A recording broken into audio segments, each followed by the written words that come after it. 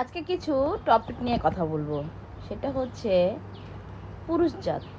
মানে খুব কি বলবো, এটাকে আসলে কোনো উপসংহার দেওয়া যায় না। এখন হচ্ছে একটা পুরুষকে একটা পুরুষের জন্য অনেক নারী আত্মহত্যা করেছে, কিন্তু শুনেছেন খুব রেয়ার বাবা মার জন্য কোনো সন্তান আত্মহত্যা করেছে না।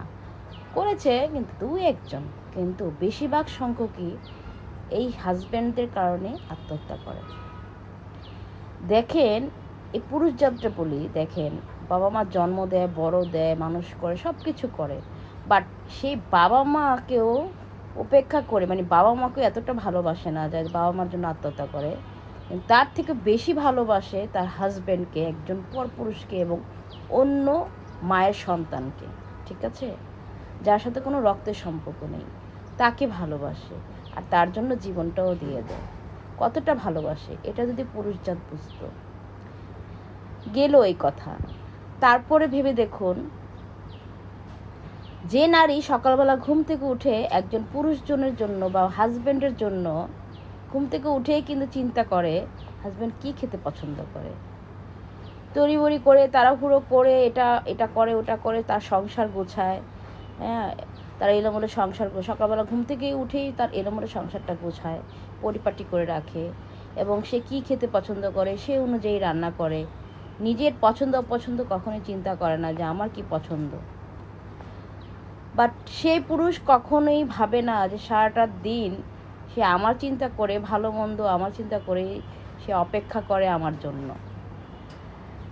সেই পুরুষ বাসায় এসে, আমি তাদের হাজব্যান্ড বলবো না, তাদের পুরুষ বলবো, বাসায় এসে দেখেন এদিক দিয়ে হচ্ছে তার ওয়াইফ সারাক্ষণ ব্যস্ত থাকে তার সংসারের কাজ নিয়ে, এবং অপেক্ষা করে যে তার হাজব্যান্ড কখন আসবে, মন খুলে দুটা কথা বলবে। কিন্তু দেখেন সেই পুরুষ কী করে, বাসায় এসেই বসে পড়ে বা শুয়ে পড়ে তার চ্যাটিং নিয়ে।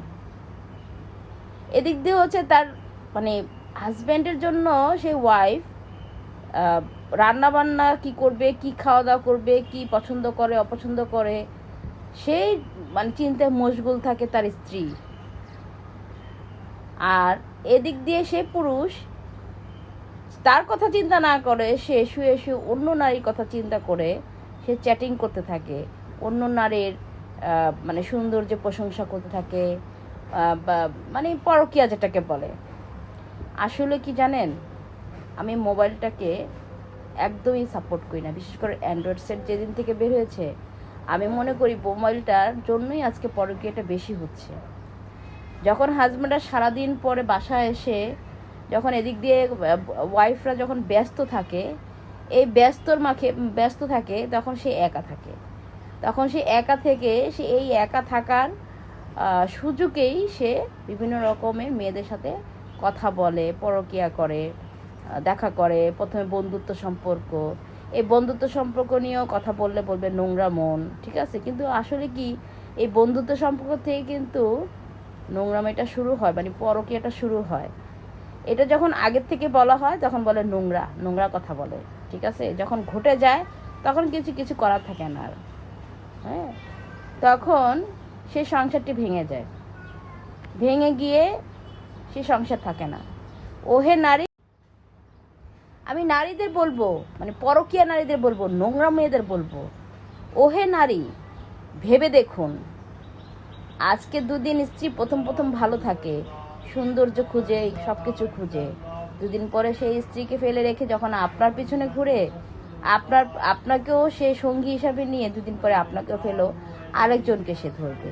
পুরুষদের এটাই নোংরামি, পুরুষদের এটাই স্বভাব। আসলে কি বলবো, কিছু বলার নেই। আমি মনে করি সব কিছু নষ্টের মূল হচ্ছে মোবাইল, ঠিক আছে। মোবাইলে যদি চ্যাটিং, তারপরে টেক্সট, এইগুলো যদি কেউ না করে তাহলে কিন্তু এগুলো চলে। মানুষ কিসে এত সময় পায় চ্যাটিং করতে, বুঝি না আসলে। আমি তো চ্যাটিং করার সময়ই পাই না, আর আমি পছন্দ করি না চ্যাটিং করতে। কি বলবো, এগুলো ভাষা নেই। কতগুলো মৃত লাশ, মৃত আল্লাহর তৈরি সৃষ্টি, মানে এই যে দুঃখে কষ্টে চলে যায়, এগুলো কি আত্মা ঘুরে না? অভিশাপ তো অবশ্যই রাখবে। অভিশপ্তে শেষ হয়ে যাবে, ধ্বংস হয়ে যাবে পুরুষজাত। বলবেন সবসময়, আমাকে বলবেন সবসময় যে আপনি কেন পুরুষদের নিয়ে এত ক্ষিপ্ততা। ভাই, পুরুষদেরই দোষ বেশি। আমি বলবো নারীদের দোষ নেই, পুরুষের সাথে তো নারী সম্পৃক্ত, কিন্তু পুরুষদের দোষ বেশি। জানেন, পুরুষরা কখনো মেয়েদের ওয়াইফদের বেশি ভালোবাসে না।